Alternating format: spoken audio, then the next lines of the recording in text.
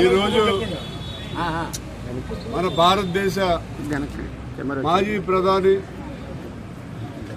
మరి చిన్న వయసులోనే ముస్కరులతోటి మరి హత్యగావింపబడినటువంటి మన రాజీవ్ గాంధీ గారు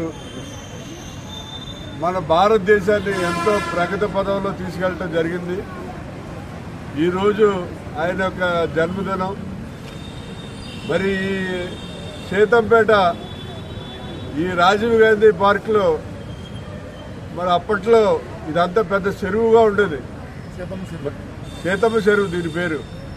రాజీవ్ గాంధీ చనిపోయిన తర్వాత అతి చిన్న వయసులో చనిపోయాడు. ఆయన జ్ఞాపకార్థం మనం ఒక ఆయన స్టాచ్యూ పెట్టాలని చెప్పి ఇక్కడ ఉన్నటువంటి గౌరీనాథం వాళ్ళందరూ పెద్దలందరూ కూడా కోరితే ఈ చెరువుని పూడిపించి ఇక్కడ 5 feet గ్లోబ్ మీద రాజీవ్ గాంధీ దగ్గర ప్రతిష్ఠించడం జరిగింది. దానికి నగరంలో ఉన్నటువంటి అనేక మంది ప్రముఖులు చాలా అడ్డంకులు పెట్టి కోర్టు నుంచి కూడా స్టే తీసుకొచ్చారు.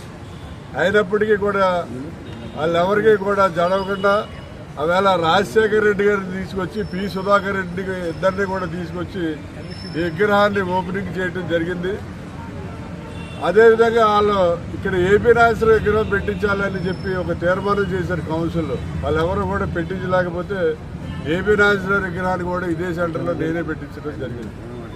మరి రాజీవ్ గాంధీ గురించి చెప్పాలంటే అసలు మన దేశం ఈ ప్రపంచ దేశాల్లో ఇంత గుర్తింపు పొందడానికి కారణం రాజీవ్ గాంధీ. అందరూ అనుకున్నారు ఇందిరాగాంధీ సరిపోయింది, ఒక పైలట్ ఇతను వచ్చి దేశాన్ని పరిపాలిస్తాడని.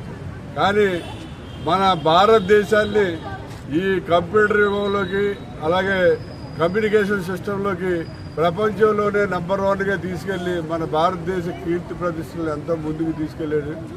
మరి ఇప్పుడున్న నాయకులు కొంతమంది చూస్తున్నాం మనం, ఎంతో సెక్యూరిటీ, ఎవడన్నా వస్తుంటే పరదాలు వేసేటు 1000 మంది పోలీసు కాపలా.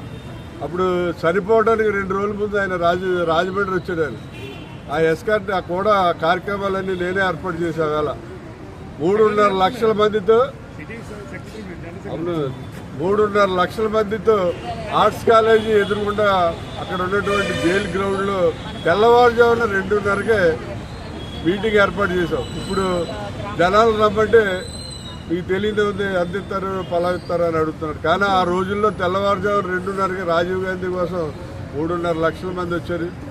అంత గొప్పగా మీటింగ్ ఏర్పాటు చేస్తే అయిపోయాక అందరితో చాలా సనువుగా మనుషుల మధ్యలో వచ్చి ఇలా భుజం మీద చేసి షేక్ హ్యాండ్లు ఇచ్చి అందరితో చాలా సనువుగా మాట్లాడి చాలా క్లోజ్గా మూవ్ అవడం జరిగింది.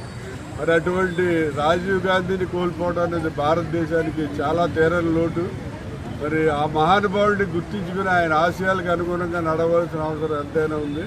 ఈవేళ మరి సీతంపేట రాజీవ్ గాంధీ పార్కులో మరి విగ్రహం దగ్గర ఇక్కడ కార్యక్రమం ఏర్పాటు చేసి ఇక్కడ ఉన్నటువంటి వచ్చిన స్కూల్ పిల్లలందరికీ కూడా బుక్స్ పెన్నులు స్వీట్స్ పంచిపెట్టి వీళ్ళందరూ కూడా రాజీవ్ గాంధీ ఆశయాలను ముందుకు తీసుకెళ్లి ఆయన ఆదర్శంగా తీసుకుని ముందుకు వెళ్ళాలని చెప్పి విద్యార్థులందరినీ కూడా కోరుతూ